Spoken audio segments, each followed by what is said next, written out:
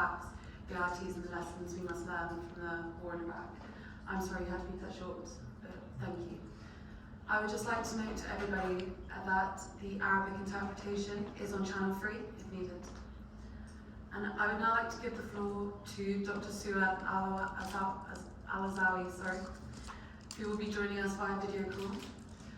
Dr. Suad is an associate professor in environmental engineering who has established and assisted in the establishment of multiple research and academic institutions in Iraq. So thank you, Dr. Suad. Okay, thank you very much. I would like to, talk about environmental degradation resulted from the invasion and occupation of Iraq. And it sounds like this is limited to the period of invasion, which is from 19 to 19 of March to April 9. In reality, when we conduct any environmental impact assessment or risk assessment, we look first to the event, to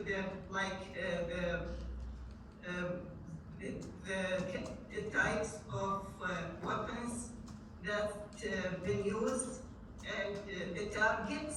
Who are the targets that face this problem? And then it was really for 25 years I've been doing this job. I would like to emphasize that the invasion of Iraq, it's not from 2003, it's 2 decades. It's practically 3 decades of continuous bombing. Since 1991, there were 12 years of continuous air raids and bombing, including, the Gulf War I, where the American coalition destroyed all civilian life-sustaining necessities and infrastructure, from bridges to electrical power generator to healthcare centers, communication centers, industries, and universities, food storages, and about 10,000 critical strategic projects were totally destroyed. And during the economic sanction, there were also continuous bombing by the no-fly zones in the north and in the south. Then come 1998, Bill Clinton short war from 1998, 4 days war, and then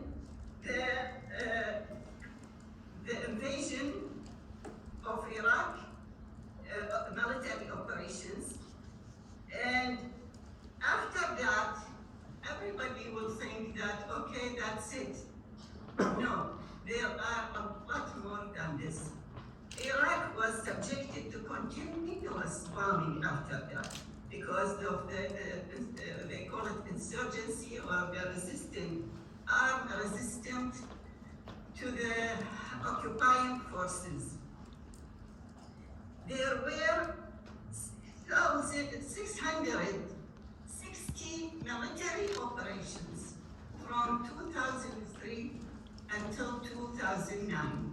It's in there in the Wikipedia. And this is with the war with ISIS. The coalition also, a very high and extensive air bombing in very crowded civilian cities like Mosul, center of Mosul.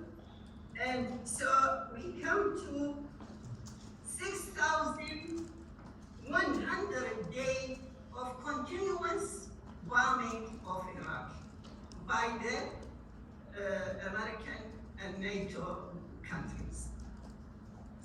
And if we look at the targets, practically there weren't really much of distinguish between, state establishments or army or civilians here. On the contrary, there were extensive bombing to civilian infrastructure. That makes it's like a genocidal war. It wasn't really to get rid of Saddam Hussein or mass destruction, weapons of mass destructions. Anyway, so as a result of all this bombing, we had, in Iraq, real environmental problems. If we look at the type of weapons the American coalition used, there were, conventional and unconventional, all types of weapons. It was like, they were showing the world what kind of good weapons they are having, so everybody will purchase after that from from them. And among these weapons, there were really new, very destructive weapons like thermal warning. Even they used in the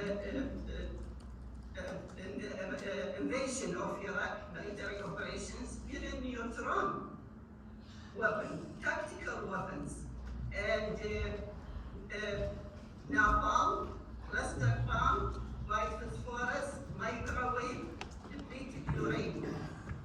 And I am interested in depleted uranium because its effect on the people, it has a long, very health effects on the people because it's a radioactive and toxic substance. It contaminated, the coalition contaminated more than 2,000 square kilometers of southern Iraq with this type of radioactive material. As a result, there were 4 to 6 fold increase in cancer, malignancies, and children, a problem. I mean, especially in Basra and Fallujah. So other problems is the collapse of environmental protection system, which is a real problem with all the chaos and the dangerous material is filled from industries and from all these weapons. The environmental protection ministry or organization, they changed all the staff of the organization. This thing, kept the health risk of the Iraqi people, under the mercy of staff that are not knowing what they are doing practically.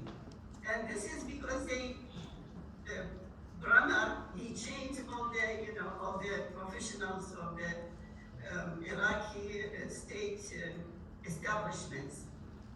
With the factors of corruption, lack of transparency, and relative obstacles, these effective, they couldn't done anything to solve any or implement any effective solutions to prevent these high-risk, health risk problems the Iraqi population is facing. Iraq faces critical other environmental problems that need to be addressed, and among those is the disappearance of the two rivers, the Tigris and Euphrates, and desertification. And this is mainly attributed to the construction Dr. and Al-Azawi, operation I'm sorry to of interrupt. You have about just under a minute left until the Zoom turns off. But we can click back on a link to rejoin you. Okay? Consequent thousands of fresh water and the traditional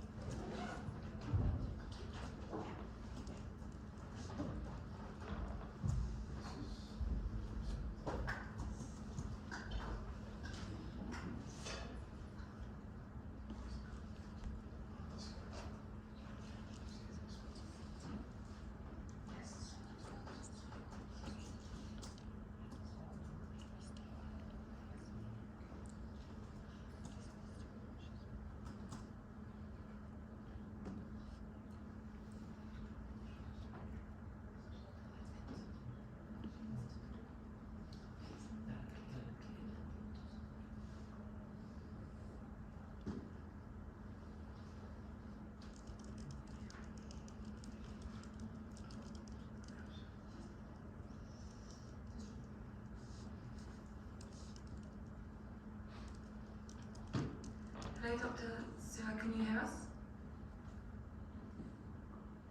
Okay.